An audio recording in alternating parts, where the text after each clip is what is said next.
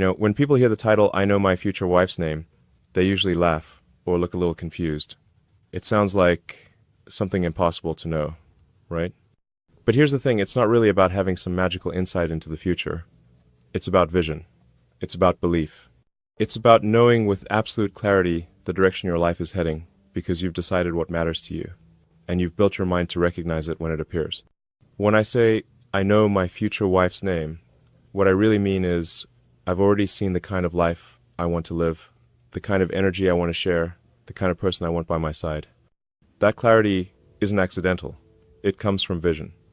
Every great invention, every meaningful achievement, every lasting relationship begins in the same place, the imagination. It starts as a belief that something can exist, even when there's no proof yet. That's the power of vision, seeing what isn't there yet, and having the courage to act as though it already is. Most people underestimate belief. They think it's just optimism or wishful thinking, but belief is infrastructure. It's the foundation you build everything on. When you believe deeply in something, whether that's a business, a purpose, or even the idea of your future wife, your decisions, your habits, your energy all begin to align toward that vision. You stop wandering aimlessly and start moving with precision. The world begins to make sense because your internal compass is locked on something bigger than uncertainty. You see, knowing your future wife's name isn't about predicting fate. It's about designing alignment.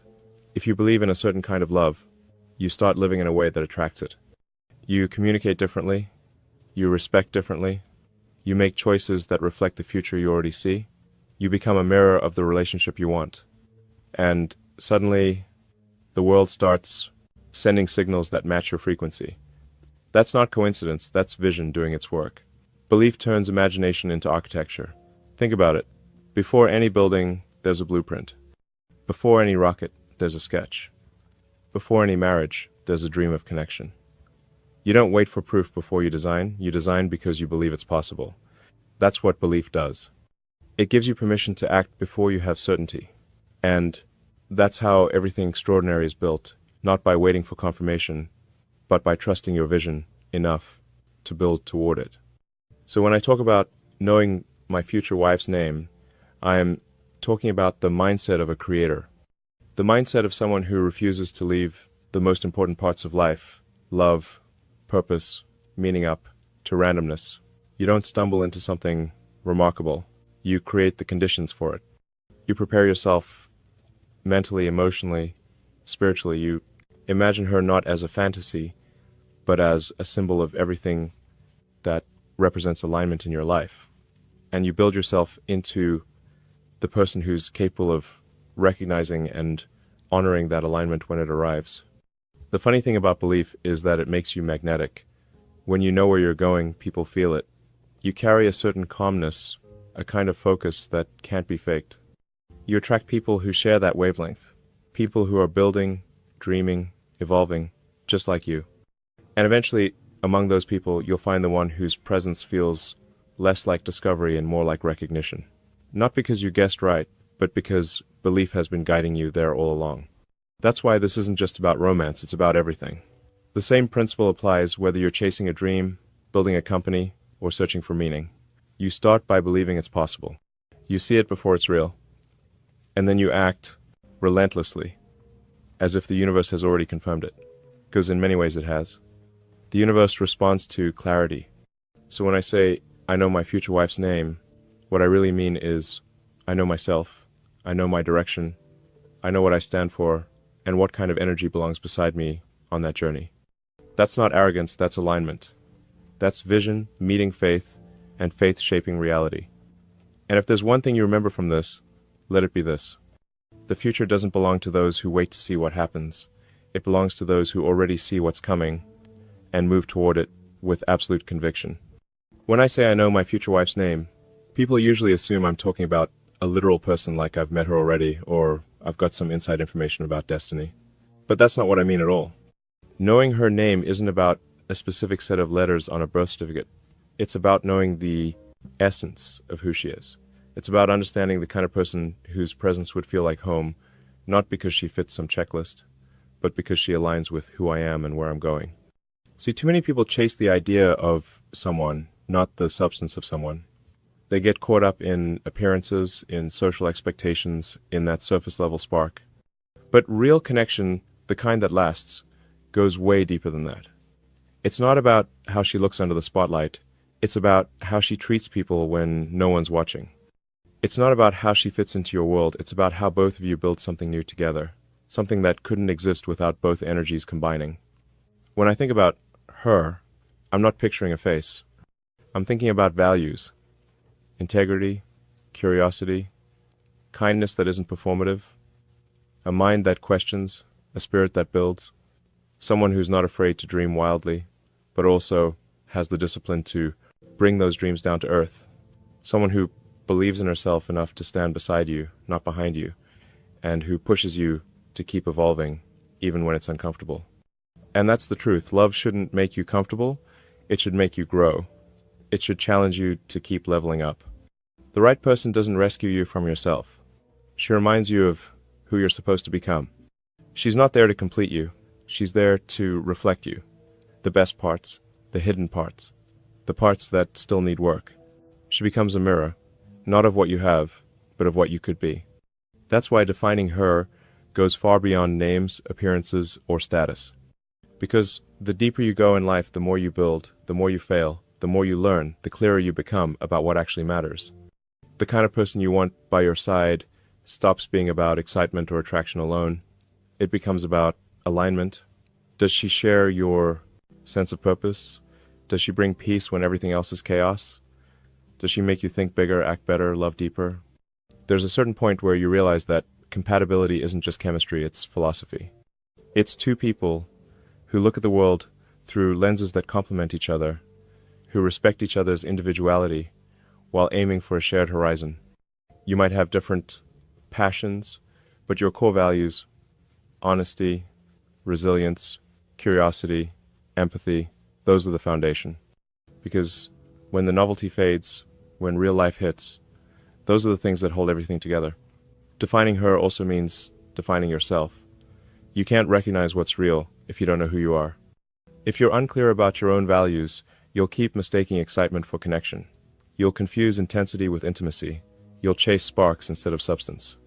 But once you know who you are, once you've faced your own flaws, defined your purpose, and built your vision, you stop guessing what love should look like. You already know its language. You recognize it immediately because it speaks in the same frequency as your soul. And that's the beauty of this idea. When you define her beyond a name, you start to realize that she's not some distant mystery. She's the reflection of the energy you're already putting into the world. You attract what you are.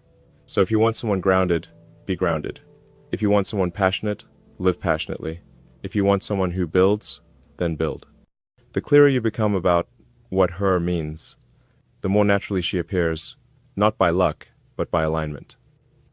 In the end, love isn't something you stumble into, it's something you grow into.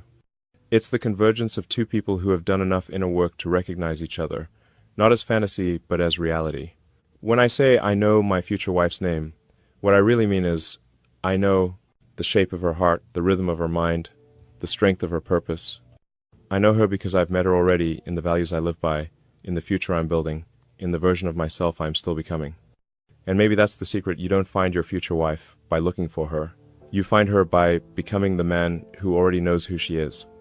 You know, there's this strange misconception that love just happens, that one day, by some cosmic coincidence, you bump into the right person, sparks fly, and everything suddenly falls into place.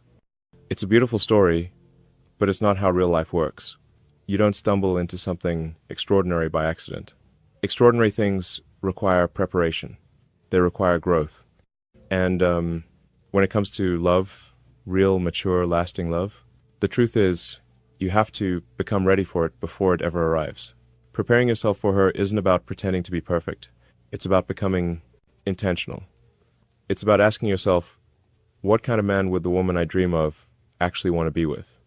Because if she's strong, independent, kind, and purposeful, she's not going to be drawn to someone who's drifting through life without direction. She's going to recognize herself in someone who has discipline, clarity, and purpose. The kind of person who's building, learning, evolving. That's why the preparation begins with self-awareness. You have to be honest enough to face your flaws, the ones you'd rather hide from. You have to understand your triggers, your fears, your ego. Because if you don't deal with those things now, they'll eventually deal with you when the relationship begins. The person you end up with isn't a cure for your chaos. She's a mirror for it. And if you haven't done the inner work, even the right person can feel wrong simply because you're not ready to receive that kind of connection. Preparation means learning how to be alone without feeling lonely. It's built on trust, and trust requires discipline. Think about it like engineering. Before you launch a rocket, you spend years designing, testing, refining. You check the systems, the materials, the math, because once it takes off, there's no room for shortcuts. Relationships work the same way. You can't wait until the launch to start preparing. You build the foundation first. Your mindset, your patience, your emotional intelligence. You learn how to communicate, how to listen, how to lead with empathy instead of ego. You learn how to choose peace over pride. And yes, that takes humility. It's not easy admitting that you're not fully ready yet. But that's the most powerful part. Realizing that preparation is love in its purest form. Because when you prepare yourself for her, you're saying, I respect her enough to become the best version of myself before she ever arrives. You're saying, I won't make her carry the weight of fixing me. You're saying, I'm building something stable enough for both of us to stand on. There's a kind of quiet strength in that. The strength of a man who doesn't chase attention, but builds value. Who doesn't just want to impress her, but wants to protect her peace. Who doesn't compete with her, but collaborates with her. And when that kind of man meets the right woman, the one who's done her own work, who's prepared herself in the same way, that's when something incredible happens. Two whole people meet, and instead of consuming each other, they amplify each other. So, preparing yourself for her isn't just a romantic idea, it's a mindset. It's about becoming the kind of person who turns love into legacy. Because the truth is, the best relationships aren't made of two people trying to escape their past. They're made of two people who've built themselves strong enough to create a future. And when that moment comes, when you finally meet her, you'll know. Not because of butterflies, not because of excitement, but because you'll feel peace. You'll recognize the reflection of everything you've worked for standing right in front of you. And you'll realize that love doesn't come to those who wait, it comes to those who prepare. There's a truth most people don't want to hear. Even when you know what you want, even when you've done the work, prepared yourself, and set your vision, timing still has the final say. You can't force what isn't ready. You can't rush what's still unfolding. Life doesn't operate on our schedules. It operates on alignment. And learning to trust that, to actually believe that the right things will come when they're meant to, that's one of the hardest lessons of all. When I say, I know my future wife's name, it's not because I'm trying to outsmart time. It's because I trust time. I trust